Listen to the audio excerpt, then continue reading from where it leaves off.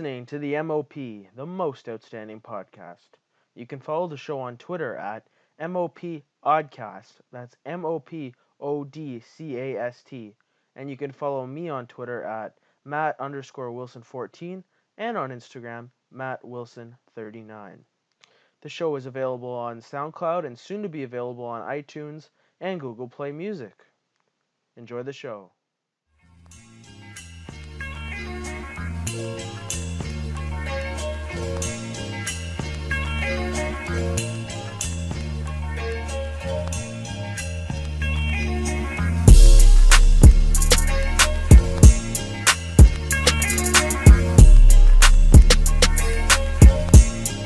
Hello and welcome to the very first episode of the MOP, the most outstanding podcast.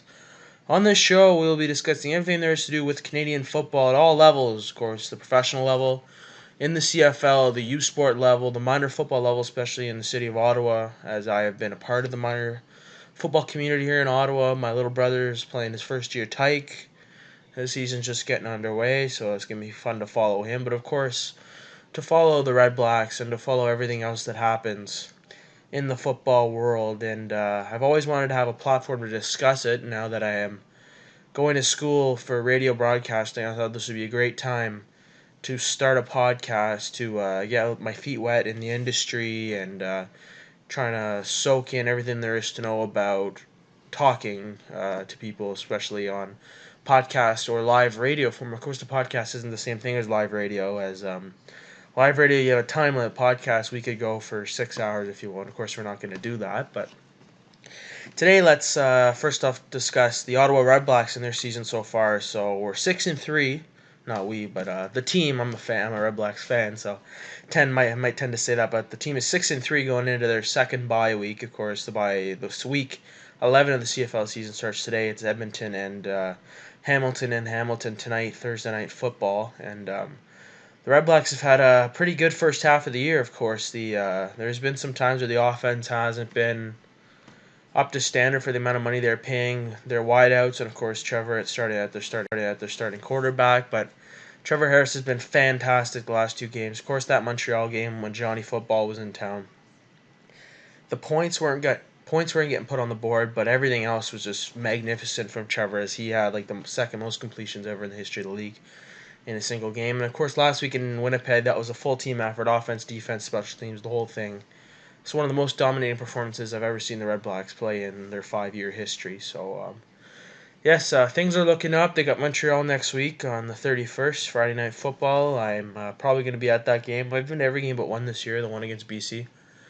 And if they did win that game, I was disappointed that they couldn't make it. But the Red Blacks, yeah, it's going to be... I have a feeling if we beat Montreal there next week, the division should be on lockdown, as I think we'll be 4 games up by then. So let's hope they can get that done. Not sure if Johnny's going to be in the lineup, though, of course, because he may be still in concussion protocol, or he might be back. But it was really nice to see Johnny play live last week, as I've never, of course, had the opportunity to see him play in person. Got to go down to the Montreal bench for the game, saw him up close. That was it was a very cool experience for somebody that's a fan of Mr. Manziel.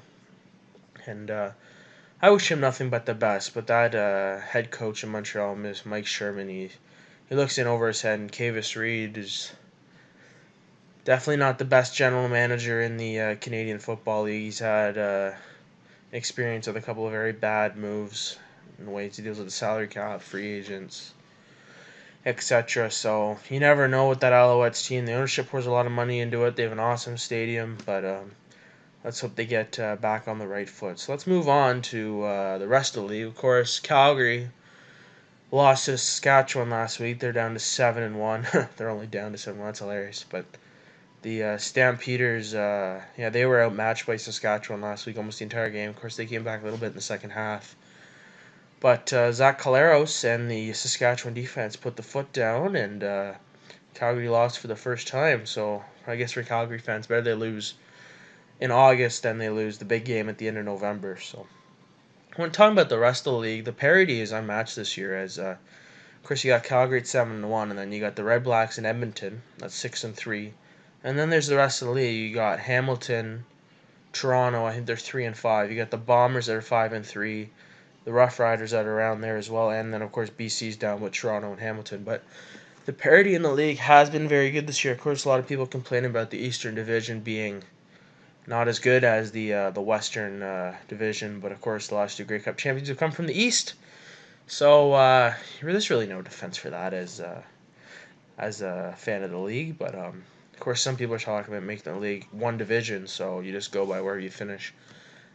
I don't know. As a Red Blacks fan, I don't think I would enjoy that, but we'll see in the future. Of course, we have a very progressive commissioner who is trying to get a 10th team out in Halifax, so that would be amazing to have another team to even the league out, get us up to 10 teams for the first time ever, which is insane. The league's been around for, well, the Grey Cup's 105 years old, so. When it comes to the league and news around the league, today they announced new rules for celebrations as the referees are going to be a lot tamer with the penalty flags, and after celebrations you can use props as long as they're not on your body during play or stuck inside the goalpost, which is funny. So no Terrell Owens, even though T.O. has been rumored to come up here, there's no pulling the pen out of the sock, signing the football, throwing it into the crowd. But who knows? Like, some guys might know somebody that sits in the front row in the end zone.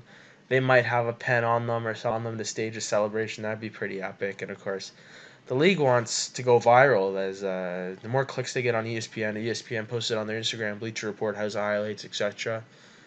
The more clicks the league gets, the better the league feels about it themselves, because then the league will be exposed to such a bigger audience than just in Canada and the little bit of the United States that's watching this year, especially because of Johnny Football. So, speaking of which, let's get back to Johnny Manziel. He hasn't practiced all week. Of course, he missed last week's game in Edmonton with the concussion he suffered in the game in Ottawa. He got popped by Jonathan Rose at the goal line. It's a pretty nasty hit. I don't think he. I was at that game, and I don't think he should have played the. I don't think they should have put him back in. He looked pretty woozy getting off the field, even just by looking at the scoreboard. But apparently Montreal staff determined that he was good to go, so they let him back into the game. I don't know about that, but as I said, Mike Sherman looks a little in over his head. He can't even figure out how to control a headset and get it untangled from his shirt. So I think he should. I think he should stay retired. I think he was retired, or go back down to the back down south if anybody would want him down there. Because, like, honestly, I think it's whenever I see him coaching the Alouettes on TV, I think that guy has no freaking clue what he's doing. And it's kind of funny as a fan of a rival team. But, it's also, you kind of feel bad for Montreal. Because Montreal, I was there a couple weeks ago for Oshiega. And that city, like, they're starving for sports in the summer. They have the soccer team and the Alouettes. And the Alouettes have been a joke for 5-6 years now since they lost Anthony Calvillo to retirement. So, of course, if the Expos ever return, that'll probably change the sports scene there in the summer. But Montreal's a magnificent city, and I'm a big sports fan, so I like to go to different cities to do the trips. When it comes to Boston for a Jays game this year, we went to Buffalo for a Bills game, and Montreal is a fantastic place. But for the sports in the summer, I don't know. So let's move on to another storyline when it comes to Canadian football, and that's the U Sports season getting underway. Of course, in my city, in Ottawa, the U Ottawa GGs and the Carleton Ravens battle it out every year in the Panda game at TD Place. I will not be attending either one of those schools. I'm going to Algonquin, but I'm pretty sure I'll be on the supporting the Ravens at the Panda game, as I did attend one of their football camps multiple years back and played the high school all-star game at MNP Park where the Ravens play. As well as my little brother, who's just getting into football now. He was at the Ravens camp this year, winter and spring, and he really, really enjoyed it. And, of course, the coach for that camp are players on the roster, so it'll be nice to support them, especially in the Panda game setting. Of course, I know a lot of people that are going to Carleton and U Ottawa, of course, but I think I'm going to, of course, put my allegiance with the Ravens. And when it comes to university football in this city, I really wish they made a bigger deal out of it. Of course, in some markets, like in Quebec City and Laval and like Western and London, like it's huge. Even Ottawa U or U Ottawa and Carleton, it's a pretty big deal, especially since the Ravens came back a couple years back. But honestly, like I don't know how to what to say. Of course, you're never gonna get the same levels they get down south, like in the U.S. But it'd be nice if there's a bigger focus put on U Sports football. And like it used to be like lined up like the Vanier Cup was on the Saturday, the Grey Cup, and then the Grey Cup was on the Sunday. It still is like that, but they used to be in the same city. So everybody that was in town for the Grey Cup from all over the country, they could go to the Vanier Cup and the Grey Cup. But now that they moved that, the Vanier Cup hasn't been getting as good crowds. Like it's been in Hamilton the past couple years, and the crowds haven't been very good. Probably because, first of all, McMaster hasn't really gotten close. So the people in Hamilton, their level of caring about the game, is not as great as it would be in Quebec City or London, for example. But of course, they don't have capable stadiums really. But when you're talking about U Sports football, of course, they just gotta find a way. Of course, it'd be nice if TSN had the TV deal, because of course Sportsnet has the TV deal for U Sports and OUA, of course. But they don't seem to put a big enough focus on broadcasting games until the Vanier Cup. Like, I know the Panda game gets put on TV because it's a huge deal, but other than that game, it's really not a big draw for television. And I think if TSN had the rights along with the CFL rights, they could carry like a doubleheader, like a U Sports game at 1 o'clock in the afternoon, CFL game at night. That'd be beneficial for U Sports as a whole. Of course, for them generating revenue for to upgrade facilities for the different universities. Of course, Carleton has a beautiful facility now. They got a bunch of money for it. But I know like some of these places, it's not great, and a lot of the teams in U Sports haven't been very competitive. Like Windsor and York haven't been very competitive. Waterloo's getting better, of course. Over I think they made the playoffs last year. The Warriors, so that's good. But there needs to be more parity in U Sports because you can't have teams blow. Like I remember seeing Western win like 80-3 or something stupid like that. Like you just can't have that in university level football, especially like those teams playing each other every year and seeing the same result every single year. Like it's not good for the brand. It's not good for the fans. It's not good for anybody when it comes to that. So when it comes to amateur football in the Ottawa area, my little brother's playing for the Cumberland Panthers tyke team this year. They have so many kids that they actually have two tyke teams, which is kind of unbelievable. Is when I played tyke, we barely enough for one team, but he's on the gray team. There's a blue team and a gray team. He's on the gray team, and they lost their first game pretty big. They were also matched up against a team with much older players that are more experienced players. As his team, most of them, that was their first real football game. He's back at it this week, and they moved him from offensive line to fullback, so he might get a couple of carries at the ball. So I'm really excited to see that as his bro. So that about ends this segment. Next segment, we are going to be discussing more about the Red Blacks and what they can do to improve and some storylines heading into the back half of the season. So take a quick break and we'll be back on the MOP.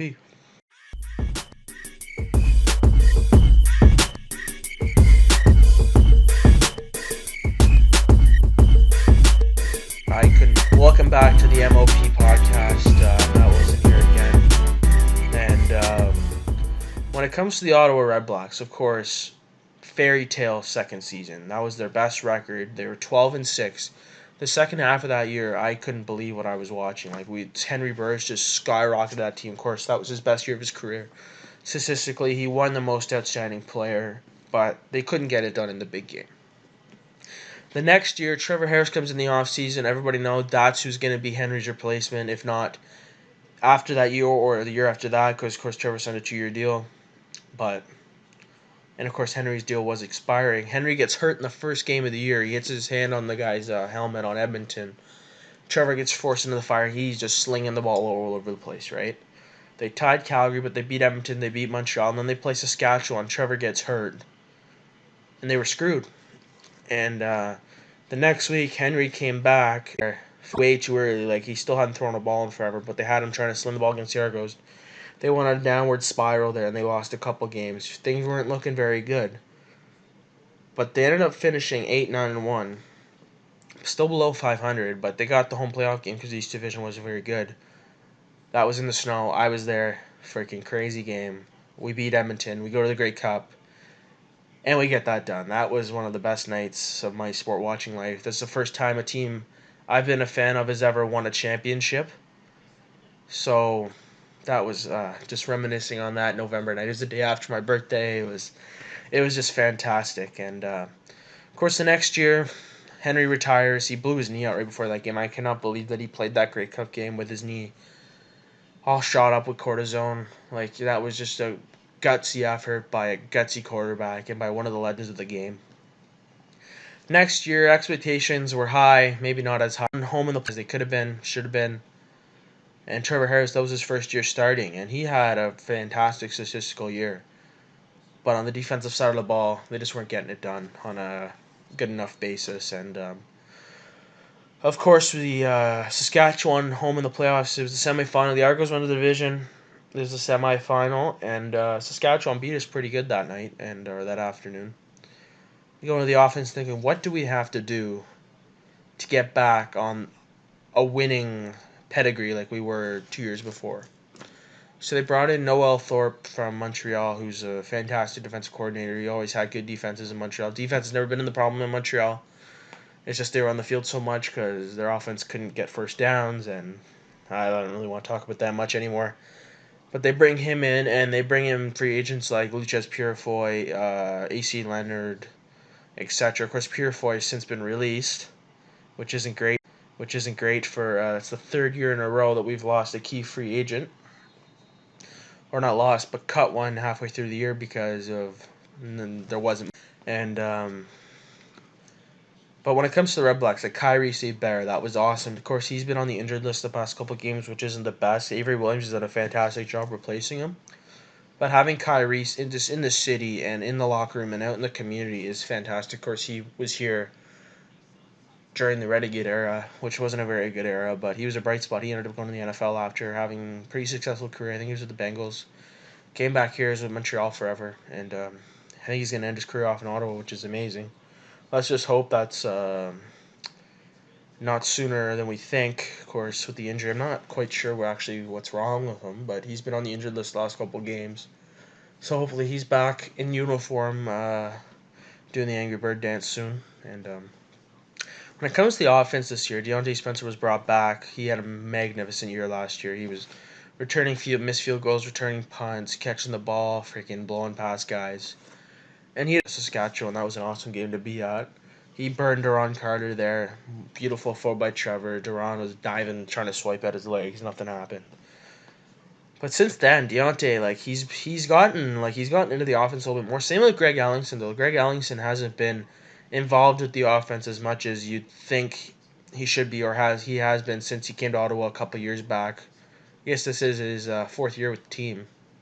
So, but Greg's an awesome guy. I've met him a couple times. He signed my jersey. He's a fantastic guy. I've had quarterback clubs. I actually saw him at Blues Fest a couple years ago. Went up to him. He was nice enough to take a picture and stuff. So when it comes to Trevor Harris, though, a lot of people on Twitter and on Facebook and on the threads and everything don't seem to like Trevor Harris and the way he plays quarterback, and I really don't understand the hate, because Trevor has been. Without Trevor Harris, we would not have won the Grey Cup in 2016. With Brock Jensen and DeMarco and all those guys as backup, we would have had a losing record. Well, we had a losing record, but we would have battled for last place with the Alouettes. Like, Trevor is the reason that we won that game, or we got to that game. And, of course, Henry friggin' beast mode in that game. Anyways, so when it comes to everything else with Trevor, he is fantastic between the 20s. He can freaking game manage. He can launch the ball downfield. He always finds the open man. But once you get inside the 20-yard line, punching it in seems to be difficult for Harris. I'm not sure if that's because of the play calling in the red zone, or if that's just an inability to read defenses within the 20. But that's something that I know a lot of fans have complained about, is the inability to punch the ball into the end zone when it comes to Trevor Harris. But I personally think that Trevor is going to be fantastic as a Red Black. He's already been great. And hopefully, if we do get to that, be fantastic as a Red Black. He's already been great. And hopefully, if we do get to that big game this year, he can prove all the haters wrong and finally cement his legacy as one of the top end starters in the Canadian Football League. So that about wraps it up for the first episode of the MOP. I will be joined next week by my co-host Nick Meyer, who's out in Halifax. He was unable to make it this week. I wanted to get a little bit of a test run in, and hopefully everybody enjoys this. Please follow the podcast on Twitter at the MOP Podcast, except not two P's, MOPodcast. We don't have an Instagram account, but follow my personal Instagram account, Matt Wilson39. Follow Nick's Instagram account, Maverick Meyer. He'll be on here next week to talk about his background as a CFL fan. And, of course, because he is in Atlantic Canada, the hope for a team in the very near future for him to support and him to be able to talk. Thank you all so much for watching. Please, if you do listen to this, share it. Give us ratings on iTunes, comments, the whole thing. I hope everybody enjoyed the podcast, and next week we will be back at it and talking about everything there is to do with the CFL. So thank you very much for listening. And they wish and they wish and they wish and they wish and they wish on me. Listening to the MOP. I hope you enjoyed the show. You can follow the show on Twitter at MOPodcast. That's MOPodcast. And of course, you can follow me on Twitter at Matt_Wilson14 and on Instagram at MattWilson39. I hope you enjoyed the show, and we'll be back next week with more great CFL talk.